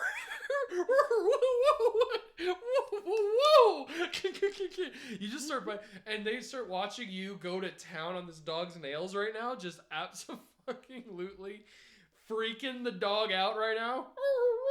Like the dog's like scared at this moment. Roman is just like, Jesus Christ. We're coming here to assist. No wonder we're here. Gertie, come on, get off the dog. Ah! There's one more. There's one left. No. And I grabbed my knife and just got it. You cut the dog a little bit. Don't worry. It's okay. Just like a little bandage. It's fine. Shh, just don't worry about it. I like to say that I think I'd be a little more like anxious to like getting this dog to go absolutely. Because we're in downtown. 100%. But you just tear off the nails. It's like, okay, now we're gonna get you dewormed. And I'm just like, we're gonna get you all better. And I'm just like we're going. I'm just like tossing meat into his little sidecar. Yeah, fantastic. You're just throwing meat inside of this as you fucking book it down the downtown to get to Patricia Heights. Roman and Price are like, fuck! When they start driving behind you. You just speed on your sidecar Harley motorcycle. Just going down. You arrive to Patricia Heights with a dog that is just... like the goggles would strap to its thing. Its fur is like blown in the wind. You arrive at Patricia Heights, bring the dog in for deworming, and you ask about the other dog, and they let you know the other dog actually passed. It died. I thought he was stable. Unfortunately, there were complications with the surgery, and it died. I instantly turned to Price and Roman and be like, if you don't hold me right now, I'm about to do something real fucking stupid and go back downtown. Hey, Gertie, got you. I'm like, I'm just literally like, okay. How much do I have to convince you to right now to jump 3 motherfuckers? Right now. What? 3 motherfuckers that injured the dog in the first place. Who wants to go with me? That's why I told you to hold me first, because if you don't agree, I'm going to do it myself, and I feel like that is... But I was like, but I feel like I shouldn't, I'm gonna. I need you to make a manipulation persuasion check here. I feel like Roman's gonna... This is gonna be challenge. There's gonna be 4 successes. Price is a manipulation and what? What? Yeah, tell me your dice for manipulation and persuasion. 2, and then my persuasion is 1, so I have 3. Okay, there's gonna be 4 successes. Okay, so That you need. I need And you crit. just 1 success. Just 1 success. They are like absolutely not. No, it's like, hey, Gertie, this is not what you need right now. Okay, it's okay. Just relax, calm down. It died protecting me. No, I know it's okay. It's okay though. Like, listen, you're gonna be okay. All right. I'm sorry this happened. I think you need to stuff me in my own sidecar and drive me home, or else I'm literally gonna fucking try to do something real stupid. And I promised Patty that I would not do something stupid right now. You got and it. I'm literally they take my you like on the motorcycle. my ears are like starting to poke out, and I'm literally the beast is now coming through like from I'm like, yourself. You get I'm pissed. put in your sidecar. Price is like, Roman will drive you in your bike, and Bryce is like, I guess I'll figure out how to get my bike back, because Roman's like, you're taking my bike, kid. You're going to bring my bike back. And drive. You go back to the kennel.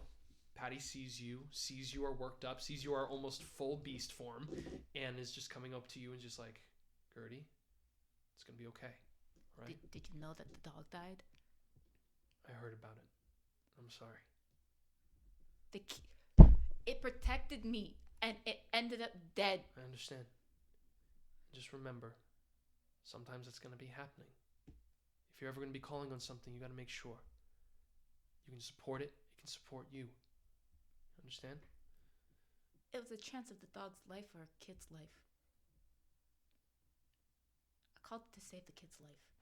And I think the dog would be happy to know that.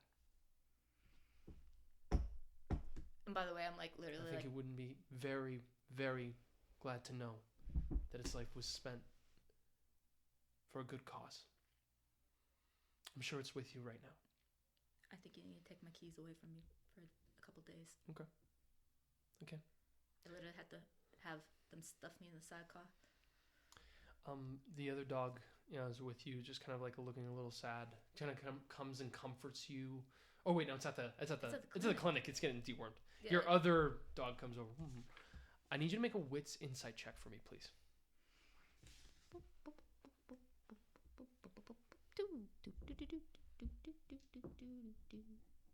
What's in? Sorry, intelligence. Wits insight. Oh, insight. Sorry. I watched Thumbelina already.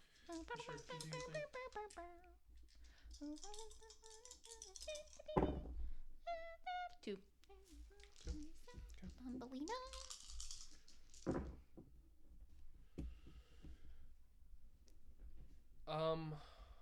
Holy shit. As you are, when you press that with Patty to like tell her, like it was just being like, give my keys and all this kind of stuff, and saying this, it was like this. So that tone that Patty gave you, in terms of like saying, dog gave its life and everything. Imagine that, but harsh, intense, gripping and digging into your arm, your shoulder, saying, Gertie, the dog would be proud that it gave its life. It should be so lucky to save a kid. You understand? It was protecting you and the kid. So it should be so lucky that its life was spent that way, instead of dying in the street. And you see like her like wolf fangs are coming through a little bit. She's digging deep into your arm. And I just... Or not her wolf fangs, her bear fangs. Her claw in your arm, you feel it. I understand, Patty. I'm grateful that I'm here because it came to save me. And I just, like, it's going to be okay. Good. That's why I'm giving you my keys. She takes them? Though I think for my soul, I do my soul. Ha! Grew up Catholic. Some things just never change. I'm lingo. But I think it's good for my heart that something is done about those three. Not yet. Not yet. We'll talk about this more. Absolutely. You feel a heavy footsteps of her boots. Closes a door behind her. Something about this dog got Patty to push, like, to have her beast form come out. And you almost saw the mama bear completely come out at this moment. I look to... Actually, no, I mean, it's a collar. She's a wolf. Fucking. I was just like, I thought a mama bear would be cool. It's like, it's a fucking collar, Liam. Calm down. No, wolf, but I turn to Roman. I guess you can do both. I guess a vampire can do it. Shut the fuck up, Liam. Shut the fuck up. Yeah, Roman just on the side.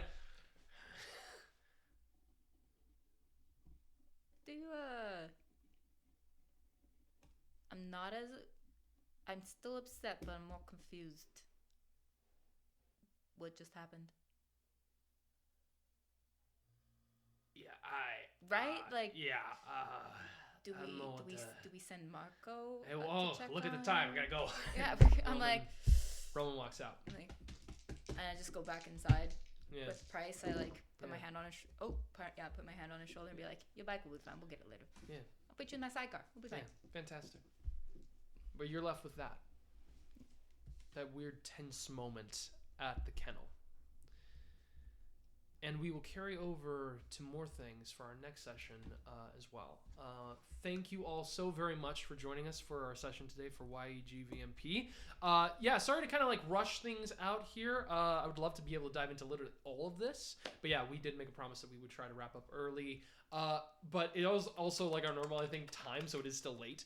But yeah, later start time for all this. But I wanted to say once again, thank you all so very much for joining us for a fantastically wonderful session. It's great to be running this all. And remember, everybody, you are welcome at the table anytime. You are encouraged to be inventive, imaginative, and as crazy as ever because you are amazing. Thank you all so very much.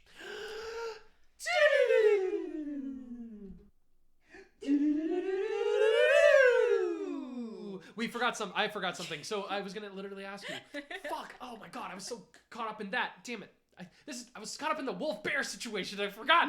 You're caught between a wolf and a bear and a man. What do you choose? It's okay. Breathe. I'm gonna mask. It's fine. So I'm masking. So it's Yes. good. That's good. Yeah, it was good. Hey, I'm a professional. What's up? So I was gonna ask you. Yes. I had this intention when I was thinking that it could be a very real possibility. Not this session, but it was very real that you could lose your license. Yes. And lose your job. Yes. The way that you have expressed this, I know you were talking about drifting yourself more and further from humanity. Yes. But I truly do believe that in the effort also to allow yourself to distance and be away from mortals, knowing the strain and the tension that has been pulling you apart and really causing this deeper turmoil for yourself and making you so fractious, that the act of actually stating and saying, I'm going to step away from this in the efforts and the hopes to like find both myself, but also not doing it in a way that's like fuck society and fuck humanity, but encouraging the people that you've met with and doing it in a way that understands their systems and understands and respects their personhood. Truly, I do think that is a true act of proving one's humanity. But I'm going to give you the choice. I want you to decide if you feel that this increases Penny's humanity by one or if it reduces it. So, I was keeping in mind our chronicle tenets when I made that decision. And it sort of fell within the line of, with great power comes great responsibility.